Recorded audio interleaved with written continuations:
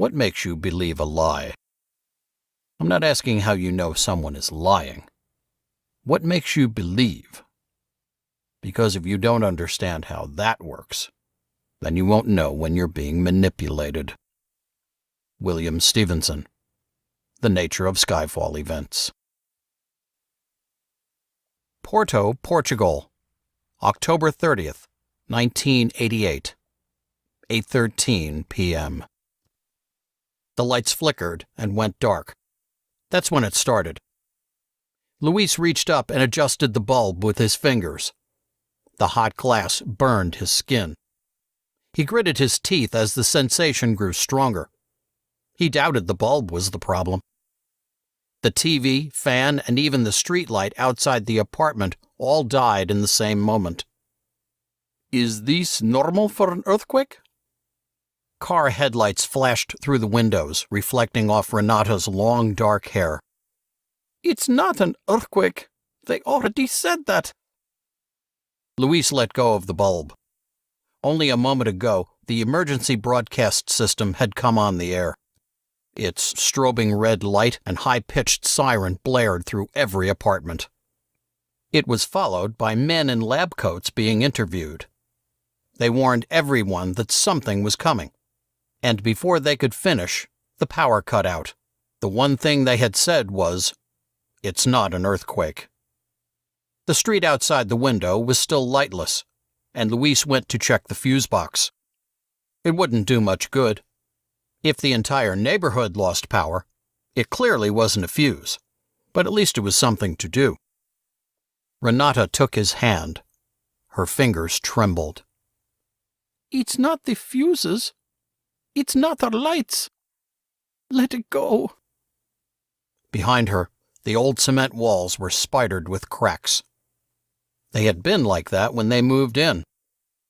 I don't know what else to do. He pressed his lips together and looked out the window. Outside, a family loaded into a car. The trunk overflowed as the father kicked at it until the latch held. They piled in, each with a pack on their lap. The mother sat in the passenger seat. In her hands, she held a pistol. Her husband got in, and the car roared to life. A few people emerged onto the street carrying packs or bags. They all headed east, away from the coast. That's where the scientists said it would start, on the coast. The phone lines, Renata's voice wavered. They use a different power source than the electrical grid, right? She wiped at beads of sweat forming on her forehead. For emergencies, right? She swallowed hard. I'll try to call my mom. She picked up the receiver and held it to her ear. The lines in her face deepened the longer she held the phone. She frowned and jabbed at the disconnect lever several times. The phones are dead. Her skin paled. The phones, she licked her dry lips, are dead. Luis was still for a long time. Strange muscles deep in his stomach twisted. Something terrible was happening, and he couldn't do anything to stop it. He didn't even know what it was. There was a worry in her soft brown eyes. He wanted to protect her, keep her from feeling this way.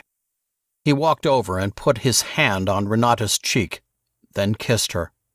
We're leaving. She nodded towards the bags they'd started to prepare midway through the broadcast. Do you think these will be enough? She rested her head on his chest. The electricity surged back, lights blazing to life. The TV flashed its red warning again. After a moment, it changed to a camera feed from inside a helicopter. A reporter bobbed in and out of the frame.